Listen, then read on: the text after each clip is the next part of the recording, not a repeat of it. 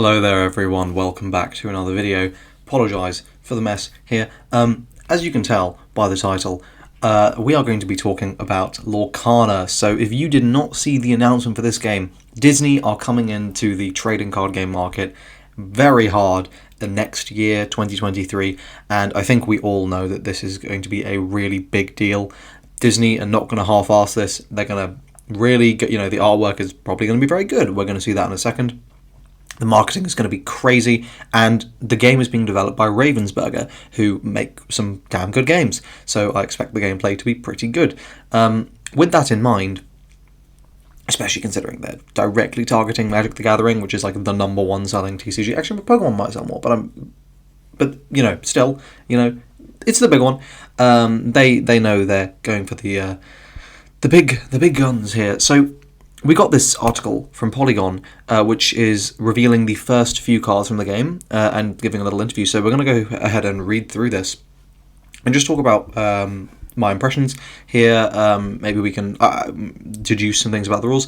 But first, before we do that, I did want to say that there is a little trailer. So I'm going to go ahead and play that now, and then we will move on.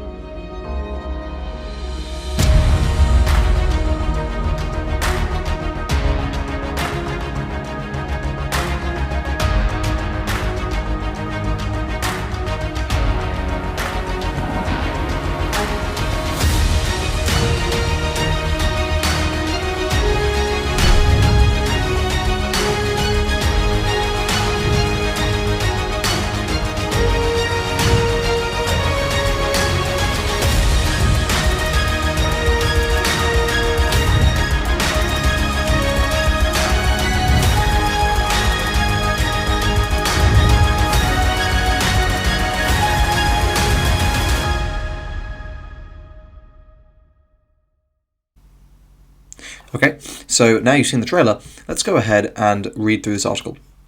The first cards for Lorcana, Disney's answer to Magic the Gathering, are spectacular.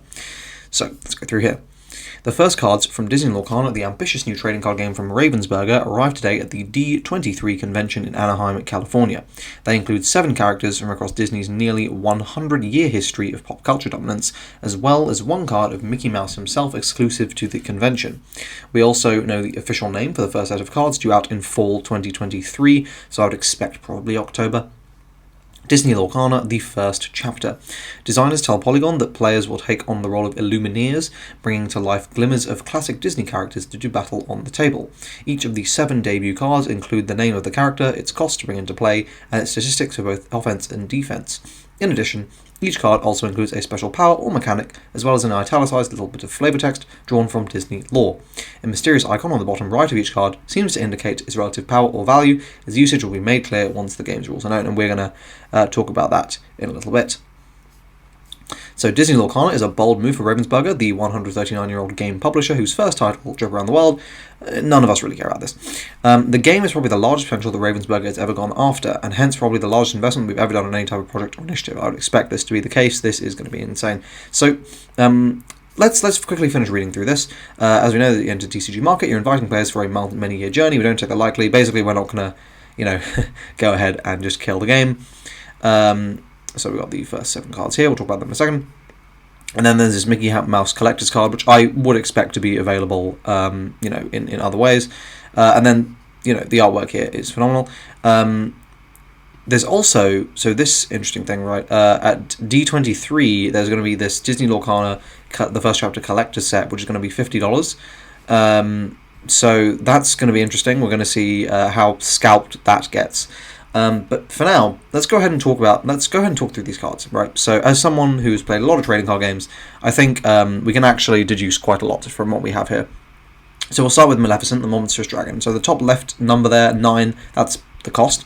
And then the leftmost in the same row as the name, the cost there is likely. The attack is 7, and the defense or HP or whatever is 5. Then we've got the attributes just below that, and then to the left, this little symbol here, I would expect this to be just to be symbolizing the color. So it looks like we've got red, gray, purple, green, blue, yellow. So there's a 6-color game. And then we have the ability here, Dragonfire. When you play this character, you may banish chosen opposing character. That does seem like something you would slap on a 9-cost unit this early on in the game. Then there's flavor text, and I would say this these two sort of stars on the right, if I had to guess, are going to be the rarity. That makes the most sense because, I mean, either the rarity or there's going to be some sort of additional mechanic within the game, but I think, considering the sort of wide target audience this is going to be going for, initially, I understand it's taking on Magic the Gathering, but also they're going to be really trying to appeal to those casual players to get them into the game. I would expect this not to be too complicated, and it's probably just going to be rarity, but we will see. It might be some additional form of resource, which obviously, as someone who's interested in something to really get your teeth stuck into in a trading card game, is very exciting to me. Then we got Captain Hook here. So overall, my impression of this card, it's fine. I don't think it's going to be anything crazy. 9 costs, however the mana base in this game works, a 9 cost is probably going to be quite expensive. Although, to be fair, this might also be some sort of mana thing. You could put this into a mana zone, and maybe that's how much mana it gives you. That would be pretty interesting. Anyway, next we got Captain Hook. This is a 1 cost, 1/2, but when challenging, this character gets +2 attack. So challenging, I would assume, means when you attack. So when Captain Hook attacks another unit, it's going to be a 3/2. Anyone who's played any kind of mana card game knows that a 1-drop 3/2 is extremely good. So unless the stats in this game are scaled very much differently, which, judging by Maleficent, they don't seem to be, I would expect Captain Hook to be everywhere. Absolutely everywhere. Then we've got Elsa, 3-drop here, 2/3. Freeze, so you tap this card, exert opposing chosen opposing character. I would expect exert to mean tap. And that's not bad, especially if this is like Magic, where you can only attack rested units. Then this is actually going to be a really important control tool. And we're seeing the kind of stereotypical colors coming in here, like red, aggro and big removal, purple, more control-y, grey obviously is something else here. Not really sure whether grey doesn't really have a stereotype, but there's going to be equivalents. And green, Corella Deville, miserable as usual, quite based. 2-drop, 1/3. So obviously you can see the exact same stats here. 1 more HP here, but for that 1 more mana. The ability, when this character is challenged and banished, you may return chosen character to their player's hand. So when this dies by an attack, you will bounce an opponent's unit. That seems pretty good, especially if this is something that's if this is part of a synergized deck that gives you advantage for having it on board. This is going to be something your opponent's not going to want you to have for very long. Then we've got Robin Hood. This is a 6-drop 4/4. So first ability is Feed the Poor. When you play this character, if an opponent has more cards in their hand than you draw a card. That's good. And seems likely that condition will be fulfilled in an early game like this. And then Good Shot. During your turn, this character has Evasive. They can challenge characters with Evasive. So Evasive is essentially flying. So yep, I think we can assume that Robin Hood is going to be a pretty good one. That this seems pretty strong. Little below what you might expect on curve for 6, but I would expect this card to be quite good. And then Stitch, just letting you all know now, I'm absolutely going to be building a Stitch deck. There's zero, expect content on this game from me is going to be Stitch decks. When they bring in the Marvel and Star Wars stuff, I will be going ham on that. But yeah, I'm going to be a Stitch whale, that's for sure. Stitch is very based. So this is a 6-drop 3/5, shift 4. You may instead pay 4 to play this on top of one of your Stitch characters. And whenever you play a character that costs 2 or less, you may exert it to draw a card. So this is looking like a really interesting engine. There's Rockstar Stitch to just absolutely spam the board and refill your hand, and also being able to play it for cheaper. The 3/5, 5 HP is probably going to be quite annoying to deal with at this stage in the game. So yeah, that's super interesting. And then finally here we've got the Mickey Mouse card. This is an 8-drop 5/5 evasive. So this seems pretty expensive, but I would hope a card like this isn't super good if it's going to be a convention exclusive. But yeah, okay, so let's go ahead and talk about my impressions here. So the artwork looks amazing.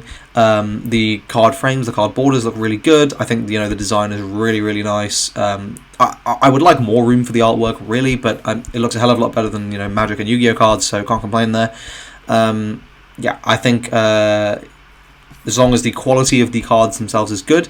That's exciting, but yeah, really excited about the design. I will say, doing these kind of promo distributions this early is a little bit of a red flag. I hope that Ravensburger are aware that it's really, really not a good thing to do to like restrict to promos like tons of cards in your game and not like have other ways of like making them available. So I would hope that this isn't going to be the only way we're going to be getting a lot of these cards. But there we go. That is the first reveals for Lorcana. I'm really, really excited. I think this is going to be a super good game. As what I'm getting into. If you, this is going to be one of those. Basically, the main games I'm going to be interested in are One Piece, Battle Spirits, Lorcana, and Gate Ruler. Although Gate Ruler is obviously going to be a far more casual one, because I would expect the tournament scene for Lorcana to be pretty good if Disney is pushing it. But there we go. I hope you guys enjoyed this video. If you did, please like the video, subscribe to the channel for more Lorcana news. Please do hit the bell, and I'll see you guys in the next video. Cheers.